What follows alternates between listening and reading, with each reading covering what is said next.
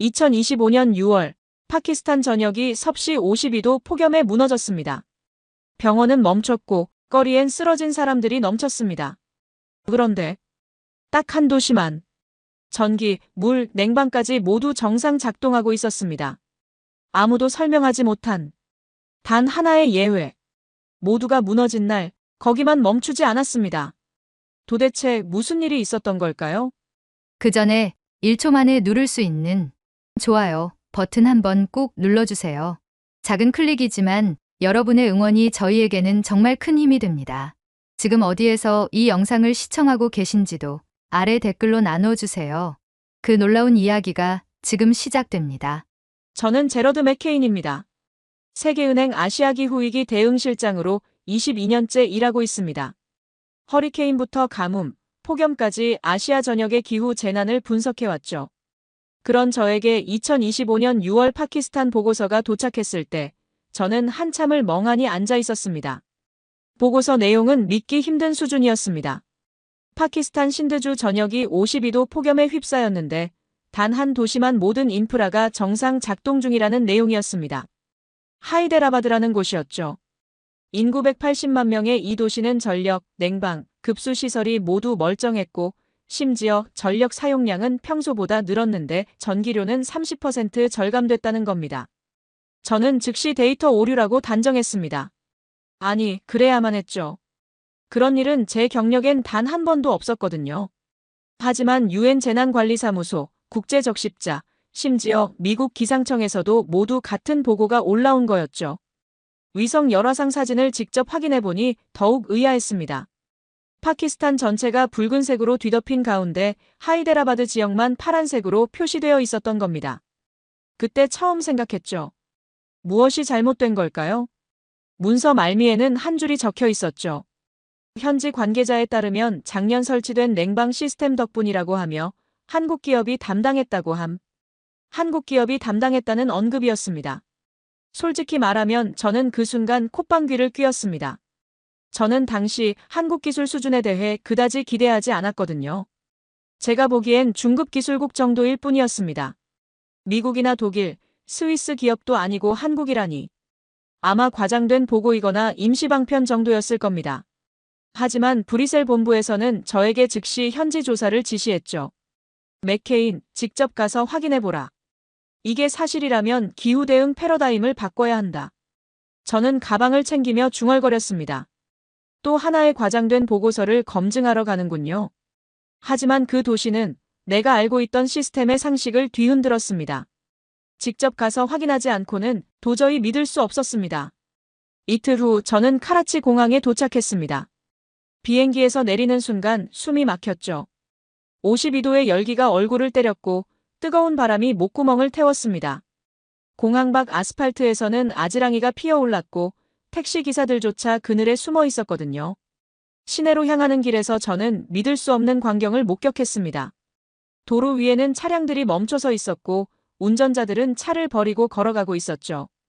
엔진 과열로 차량이 작동하지 않는 상황이었습니다. 카라치 중심가에 도착했을 때 상황은 더욱 심각해 보였습니다. 대형 쇼핑몰들이 모두 문을 닫았고 사람 그림자 하나 찾기 힘든 상황이었거든요. 몇몇 상점 앞에는 정전으로 인한 휴업이라는 안내문이 붙어 있었죠. 병원 상황은 더욱 참담했습니다. 카라치 종합병원 응급실 앞에는 환자들이 복도에 누워 있었고 의료진들은 부채질로 더위를 식혀주고 있었거든요. 에어컨은 물론이고 기본적인 전력 공급조차 되지 않는 상태였습니다. 한 의사가 말했습니다. 하루에 열사병 환자만 200명 넘게 들어와요. 우리도 어쩔 수 없어요. 그의 얼굴에는 절망이 가득해 보였습니다. 라호르로 이동한 뒤에도 상황은 마찬가지였습니다. 인구 1000만 명의 대도시가 완전히 멈춰 있었죠. 정전은 이미 이틀째 이어지고 있었고 급수시설도 작동하지 않는 상황이었거든요. 시민들은 지하실이나 모스크로 피신했지만 그곳조차 피난처가 되지 못하는 수준이었습니다. 거리 곳곳에는 탈진한 사람들이 쓰러져 있었고 구급차마저 제대로 운행되지 못했습니다. 정부 관계자들은 비상 상황이라며 연일 대책회의를 열었지만 실질적인 해결책은 보이지 않았죠. 그때 저는 하이데라바드행 버스에 올랐습니다. 버스 기사가 말했죠. 저 도시만은 이상해요. 전기도 들어오고 물도 나온다더군요. 처음엔 현지인들의 과장된 표현이라고 생각했습니다. 그런데 놀라운 일이 벌어졌습니다. 하이데라바드시 경계선을 넘어서는 순간 온도계가 급격히 떨어지기 시작한 겁니다. 52도에서 47도로 다시 40도, 35도까지. 버스 기사도 놀란 표정으로 말했습니다. 매번 이래요. 이 선을 넘으면 갑자기 시원해져요. 저는 온도계를 몇 번이나 다시 확인했습니다. 분명 같은 하늘, 같은 땅인데 온도가 완전히 달랐거든요. 그 순간 저는 깨달았습니다. 이건 내가 알던 그 어떤 기후 패턴과도 달랐습니다. 그곳엔 지금껏 본 적 없는 시스템이 작동하고 있었죠. 하이데라바드에 들어서는 순간 저는 다른 세상에 온 것 같았습니다. 사람들은 여유롭게 거리를 거닐고 있었습니다. 카페 테라스에서는 시민들이 아이스커피를 마시며 담소를 나누고 있었거든요. 체감 온도는 25도 정도였죠. 같은 파키스탄, 불과 몇 킬로미터 차이인데 완전히 다른 환경이었습니다. 도심 곳곳을 둘러보니 더욱 놀라운 점들이 보였습니다. 건물 옥상마다 은색 박스 모양의 설비가 설치되어 있었고 그 옆엔 작은 태양광 패널이 달려 있었습니다. 일반적인 에어컨 실외기와는 확연히 달랐죠. 더 정교하고 더 조용했습니다. 길 곳곳에는 미세한 환기구들이 뚫려 있었고 그 환기구에선 냉기가 느껴졌습니다. 그 도시는 살아 움직이는 냉기 생명체처럼 보였죠. 한 상점 앞에서 가게 주인에게 물어봤습니다. 저 위에 있는 장비가 뭔가요? 아, 그거요? 작년에 새로 설치된 냉방 시스템이에요. 정말 시원하고 전기료도 많이 절약돼요. 어느 회사 제품인지 아세요? 가게 주인은 잠시 생각하더니 말했습니다. 외국 회사였는데 삼성인가 뭔가 그런 이름이었어요. 삼성. 설마 그 이름이 진짜 삼성일 줄은 몰랐죠. 한국의 그 삼성 말입니다. 하지만 한국 기업이 파키스탄 소도시에 이런 시설을 설치했다는 건 들어본 적이 없었습니다. 저는 시청으로 향했습니다. 시청 로비에서 저를 맞이한 건 하산 알리 기술과장이었습니다. 50대 초반의 그는 제 명함을 받아보더니 조심스러운 표정을 지었습니다. 세계은행에서 오셨다고요? 여기 무슨 특별한 일이라도 있나요? 저는 정중하게 설명했습니다. 주변 지역과 달리 이곳만 정상 작동하고 있는 이유를 조사하러 왔습니다. 그러자 알리 과장은 어깨를 으쓱하며 말했습니다. 여긴 그냥 운이 좋았나 봅니다. 별거 아니에요. 운이 좋았다고요? 22년 경력의 기후 전문가에게 운이 좋았다는 설명을 하다니. 혹시 작년에 설치된 냉방 시설에 대해 문의드릴 수 있을까요? 알리 과장의 얼굴이 순간 굳어졌습니다. 그 시스템은 더 이상 우리 권한 밖입니다. 외부인에게 공개하기 어려워요. 권한 밖이라고요? 냉방시설이 왜 그들의 권한을 벗어날 수 있는지 도무지 이해할 수 없었습니다. 그날 저녁 호텔방에서 그 이름이 계속 머릿속을 맴돌았습니다. 그들은 분명히 무언가를 피하고 있었습니다. 이 도시의 비정상엔 낯익은 이름 하나가 깊숙이 연결돼 있었죠. 그날 아침 시청 로비에 낯선 그림자가 먼저 와 있었습니다. 다음 날 아침 시청 로비에서 낯선 그림자가 먼저 도착해 있었습니다. 30대 후반으로 보이는 여성은 차분하면서도 단호한 눈빛을 지니고 있었습니다. 샤이나 누르입니다. 하이데라바드 종합병원 소아과 의사예요. 그녀는 제 명함을 확인하곤 조용히 웃었습니다. 어제 알리 과장님과 말씀 나누셨다고 들었어요. 제가 도와드릴게요. 그녀는 어제의 냉담한 분위기와는 정반대였습니다. 병원으로 향하는 길, 샤이나는 차분히 설명했습니다. 2023년 파키스탄 정부는 기후 대응 실증 사업을 발표했고 하이데라바드는 그 시범 도시로 선정됐다고 했습니다. 삼성을 비롯한 여러 기업이 경쟁했지만 삼성의 제안에는 기술보다 더 깊은 철학이 있었다고 합니다. 병원에 도착했을 때 저는 잠시 말을 잊었습니다. 신생아 집중치료실 안 아이들은 조용히 잠들어 있었고 의료기기와 냉방 시스템은 정밀하게 작동 중이었습니다. 실내 온도는 24도, 완벽한 유지 상태였습니다. 하지만 그 순간 날카로운 목소리가 분위기를 갈랐습니다. 또 외국인에게 내부 정보를 전달하시는군요. 50대 중반의 남성, 자와드 하킴. 파키스탄 에너지청 기술부 부장이었습니다. 그의 시선은 차갑고 경직돼 있었습니다. 제가 세계은행의 요청으로 왔다고 설명하자 그는 고개를 저었습니다. 이건 성공이 아니라 굴욕입니다.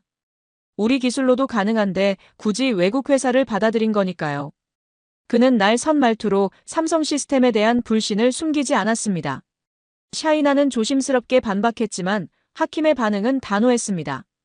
작년에 미국 기술 브로커들이 이 시스템을 훔치려다 적발됐습니다. CCTV에 몰래 장비를 설치했지만 다행히 사전에 차단됐죠. 삼성이 보안을 철저히 설계했기 때문이지만 그건 결국 우리를 신뢰하지 않았다는 뜻이기도 합니다. 순간 공기가 무거워졌습니다. 그 침묵 속에서 저는 확실히 느낄 수 있었습니다. 이 시스템은 단순한 냉방 장치가 아니었습니다. 기술 너머에는 철학, 신뢰, 그리고 주권에 대한 복잡한 감정이 얽혀 있었습니다. 샤이나는 저를 병원 깊숙한 곳, 신생아 집중치료실로 이끌었습니다. 투명한 유리창 너머로 보인 광경에 저는 숨을 멈췄습니다. 20개가 넘는 인큐베이터가 각각의 온도와 습도를 정밀하게 조절하며 완벽하게 작동 중이었습니다. 작은 생명들이 그 안에서 조용히 숨쉬고 있었죠. 작년 이맘때는 절반 이상 꺼져 있었어요. 샤이나의 목소리는 낮고 떨렸습니다. 정전이 반복됐고 아이들을 지켜낼 수 없었죠. 그때 한 간호사가 다가와 샤이나에게 속삭였습니다. 3번 침상의 체온이 안정됐습니다. 손바닥만 한 작은 생명이 평온하게 잠들어 있었습니다. 잠시 후 우리는 병실 한쪽에 누워있는 젊은 산모를 만났습니다. 20살이 겨우 넘었을까 싶은 여성, 이름은 파티마.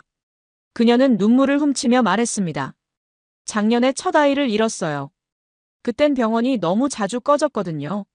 샤이나는 그녀의 손을 조용히 감쌌습니다. 이제는 괜찮아요. 시스템이 지켜줄 거예요. 파티마는 고개를 끄덕이며 제게 말했습니다. 그 한국 기술자들한테 꼭 고맙다고 전해주세요. 그 순간 제 마음에 묘한 울림이 퍼졌습니다. 기술이 아니라 기회를 말하고 있었던 겁니다. 샤이나는 옥상으로 저를 데려갔습니다. 그곳엔 수십 장의 태양광 패널과 은색 냉각 장치들이 조용히 돌아가고 있었습니다. 이게 삼성 스마트 에코 시스템이에요. 그녀는 태블릿을 꺼내 실시간 데이터를 보여주었습니다. 외부 온도 48도, 병원 내부 24도, 전력 효율 94%. 저는 눈을 의심했습니다. 수십 개국을 다녔지만 이런 수치는 처음이었습니다. 그녀는 설명했습니다. 태양광 연동 시스템과 AI 최적화 알고리즘. 낮에는 에너지를 축적하고 밤에는 축적된 에너지로 냉각을 유지하는 구조. 심지어 설치 비용 전액 삼성 부담. 10년간 유지보수 무상. 기술 이전 교육까지 포함된 계약 조건. 수익보다 검증에 더 관심 있었어요. 샤이나는 말했습니다. 이 기술이 진짜 사람들을 살릴 수 있는지 확인하고 싶었던 거죠. 저는 할 말을 잃었습니다. 이건 사업이 아니라 기후 재앙 시대의 실험이었습니다. 그때 1층에서 소란이 일었습니다. 우리가 급히 내려가자 하킴과 정부 관계자들이 로비에서 언쟁 중이었습니다. 정부 승인 없이 이런 시스템이 작동될 순 없습니다. 하킴의 목소리는 단호했고 날이 서 있었습니다. 하지만 그 순간 샤이나는 제게 조용히 말했습니다. 우리는 기술을 받은 게 아닙니다. 생존의 기회를 받은 거예요. 그 말이 제 마음 깊숙이 내려앉았습니다. 그 어떤 기술 보고서보다 강력하게. 그날 밤 호텔에서 간신히 눈을 붙이려던 참이었습니다. 샤이나의 전화가 울렸습니다. 맥케인 씨, 지금 병원으로 와주세요. 시스템에 문제가 생겼어요. 병원에 도착하자 중앙 제어실 앞은 긴박한 공기로 가득했습니다. 수십 개의 화면 위에 붉은 경고등이 번쩍이고 있었습니다. 외부에서 해킹 시도가 감지되고 있어요. 샤이나는 숨을 고르며 설명했습니다. IP 추적 결과 미국 서버에서 들어온 신호입니다. 그 순간 머릿속에 하킴이 말했던 이름이 떠올랐습니다. 테오 헌터. 과거에 실패했던 그들이 다시 시도하고 있는 것이었습니다. 갑자기 동쪽 병동에서 온도 경보가 울렸습니다. 28도, 29도 숫자가 빠르게 오르고 있었습니다. 냉각 장치가 무력화되고 있어요. 기술진들이 일제히 달려들었지만 공격은 3초마다 새로운 패턴으로 시스템을 교란하고 있었습니다. 저는 등골이 서늘해졌습니다. 이대로 무너지면 수백 명의 환자가 위험에 처할 수 있었습니다. 그 순간 한 가지 생각이 머릿속을 스쳤습니다. 이건 단순한 공격이 아니다. 이 시스템의 신뢰 자체를 무너뜨리려는 시도다. 그리고 믿기 힘든 일이 벌어졌습니다. 화면 위로 낯선 메시지가 나타났습니다. 자동 방어 시스템 작동. 이중 난수 패턴 차단 알고리즘 가동. 외부 접근 격리 중. 이게 뭡니까? 샤이나가 숨을 죽이며 물었습니다. 우리도 몰랐던 기능이에요. 기술진의 목소리에 놀라움이 섞였습니다. 몇 분 뒤 해킹은 완전히 차단됐고 동쪽 병동의 온도는 다시 24도로 안정화됐습니다. 샤이나는 곧바로 삼성 서울 본사에 연락을 취했습니다. 예, 자동 방어 시스템이 작동했습니다. 서울에서 실시간으로 감지하신 건가요? 통화를 마친 그녀는 말했습니다. 본사에서는 이미 알고 있었대요. 실시간 모니터링 중이었고 원격 보안 패치도 동시에 전송했다고 해요. 저는 믿기 어려웠습니다. 수천 킬로미터 떨어진 한국에서 이 병원의 숨결 하나까지 실시간으로 지켜보고 있었다는 사실이. 그날 밤 저는 쉽게 잠들지 못했습니다. 이건 단순한 기술 경쟁이 아니었습니다. 기후재앙 시대, 누가 미래를 통제할 것인가를 둘러싼 전쟁이 시작된 것이었습니다. 그리고 한국은 그 전쟁의 첫 싸움에서 단단히 버텨냈습니다. 하지만 저는 직감했습니다. 다음 위협은 더 교묘하고 더 정치적일 것이라는 걸. 다음 날 아침 결국 일이 벌어졌습니다. 파키스탄 정부가 삼성 시스템에 대한 긴급 점검을 명령한 겁니다. 기자들 앞에 선 하킴은 이렇게 말했습니다. 이번 해킹 사건은 보안 취약성을 드러냈습니다. 국가 안보 차원에서 전면 재검토가 필요합니다. 곧 병원에는 정부 기술진들이 들이닥쳤고 냉각 장비들은 하나둘 분해되어 임시 보관으로 옮겨졌습니다. 실내 온도는 급격히 오르고 있었습니다. 샤이나는 저에게 속삭였습니다. 응급수술실 온도가 계속 상승 중이에요. 이대로면 수술을 멈춰야 해요. 저는 참을 수 없었습니다. 지금 생명이 위험하다고요.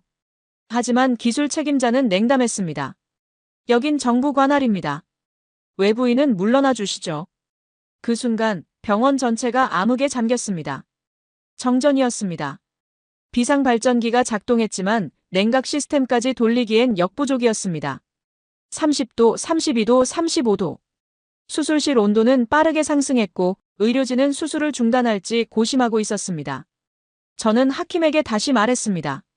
당신들의 방식으로 이 상황을 감당할 수 있습니까? 그는 말이 없었습니다. 입술을 깨물고 있을 뿐이었습니다. 그때 기적 같은 일이 벌어졌습니다. 정전에도 불구하고 일부 시스템이 다시 살아났습니다. 태양광 배터리에 저장된 전력이 긴급 복구 알고리즘과 함께 작동하기 시작한 것이었습니다. 수술실의 온도는 빠르게 내려갔고 의료 장비들이 하나씩 정상 작동을 되찾았습니다. 수술도 무사히 재개되었습니다. 하킴은 그 광경을 말없이 바라봤습니다. 그의 표정엔 처음으로 복잡한 감정이 비쳤습니다. 저는 조용히 말했습니다. 누가 만들었든 상관없습니다. 생명 앞에서는 모두 평등하니까요. 그날 오후 정부는 삼성 시스템의 즉시 재가동을 발표했습니다. 하킴은 기자들 앞에서 단 한마디를 남겼습니다. 시민의 안전이 최우선입니다. 그 밤 저는 호텔 창밖을 바라보았습니다. 하이데라바드의 불빛들이 조용히 살아 숨쉬고 있었습니다. 그리고 그 불빛 하나하나가 누군가의 생명과 한국의 기술이 연결되어 있음을 느꼈습니다. 어떤 정치적 압박이 있어도 진실은 살아남습니다. 그리고 그 진실 위에 삼성은 여전히 남아 있었습니다. 2주 후 저는 믿을 수 없는 장면을 목격했습니다. UN 기후변화 대응 긴급회의에서 파키스탄 대표가 공식 발표를 한 겁니다. 하이데라바드 삼성 스마트 에코 시스템은 인류 공동 기술로 인정받아야 합니다. 회의장이 술렁였습니다. 그 자리에서 UN 사무총장이 직접 발언했습니다. 이 기술은 기후위기 대응의 새로운 표준이 될 것입니다. 더 놀라운 소식이 연이어 들려왔습니다. 카타르, 이집트 등 5개국이 삼성과 우선 협정을 체결했고 다른 국가들도 협의에 돌입한 것으로 알려졌습니다. 저는 그때서야 깨달았습니다. 하이데라바드에서 시작된 작은 실험이 전 세계로 확산되고 있었던 거죠. 브뤼셀 본부에서 저에게 새로운 임무가 주어졌습니다. 맥케인 삼성기술의 전 지구적 적용 가능성을 평가하라. 그 보고서를 작성하면서 저는 놀라운 사실들을 발견했습니다. 하이데라바드 이후 설치된 모든 시스템에서 동일한 결과가 나타났습니다. 전력 효율 90% 이상, 의료 응급 사건 85% 감소, 시민 만족도 98%. 하지만 가장 인상 깊었던 건 따로 있었습니다. 이집트에서 온 보고서였습니다. 삼성 시스템 덕분에 2000년 된 룩소르 신전이 보존되고 있습니다. 모헨조다로에서도 마찬가지였습니다. 4500년 전 인더스 문명 유적이 폭염으로부터 보호받고 있었던 겁니다. 라시드 박사가 보낸 편지에는 이런 내용이 있었습니다. 삼성은 단순히 사람만 구한 게 아닙니다. 인류의 문명 자체를 지켜냈어요. 그때 저는 진정한 의미를 이해했습니다. 이 기술이 왜 특별한지 말입니다. 돈을 벌기 위한 기술이 아니라 생명과 문명을 지키기 위한 기술이었던 거죠. 그 후 유네스코는 이 기술을 인류 모형 문화유산 등재 대상으로 공식 검토에 착수했다고 발표했습니다. 기술이 문화유산 검토 대상이 된 최초의 사례였습니다. 그 발표를 들으면서 저는 하이데라바드에서의 마지막 날을 떠올렸습니다. 샤이나가 저에게 말했던 그 한마디를요. 우리는 기술을 받은 게 아닙니다. 미래를 받은 거예요. 지금 생각해보니 그 말이 정답이었습니다. 한국이 세계에 선물한 것은 단순한 냉방 기술이 아니었습니다. 폭염 속에서도 생명을 지킬 수 있다는 희망이었죠. 사람들이 안전하게 살아갈 수 있다는 믿음이었습니다. 문명이 계속될 수 있다는 확신이었던 겁니다. 저는 다시 파키스탄을 방문했습니다. 하이데라바드 공항에 내리는 순간 거대한 현수막이 눈에 들어왔습니다. 감사합니다, 대한민국. 우리의 미래를 지켜주셔서. 택시 기사가 말했습니다. 한국분이세요? 정말 고맙습니다. 제 손자가 올여름에도 건강하게 자랐어요. 병원에서 만난 파티마는 이제 건강한 아이를 안고 있었습니다. 이 아이 이름이 희망이에요. 한국어로 희망이 뭐예요? 소망이라고 해요. 그럼 이 아이 별명은 소망이 될 거예요. 이때 비로소 깨달았습니다. 한국이 파키스탄에 남긴 것은 시스템이 아니라 이름이었다는 걸요. 희망이라는 이름, 소망이라는 이름을 말입니다. 돌아오는 비행기 안에서 저는 보고서 마지막 문장을 썼습니다. 기술의 국적은 중요하지 않다. 하지만 그 기술을 만든 나라의 철학은 중요하다. 그리고 그 철학을 가진 나라가 바로 대한민국이었습니다. 지금 이 순간에도 전 세계 어딘가에서 한국 기술로 지켜지는 생명들이 있습니다. 그들이 숨쉬는 모든 순간이 한국이 세계에 선물한 기적인 겁니다. 다음에도 놀라운 한국의 모습을 전해드리겠습니다. 지금 어디에서 이 영상을 시청하고 계신지, 그리고 오늘 이야기는 어떻게 느껴지셨는지 아래 댓글로 함께 나눠주세요. 긴 영상 끝까지 시청해주셔서 진심으로 감사합니다. 지금까지 감동몰 미연이었습니다. 오늘도 여러분의 가정에 따뜻한 행복이 가득하길 바랍니다. 내일 더 좋은 이야기로 다시 찾아뵙겠습니다. 감사합니다.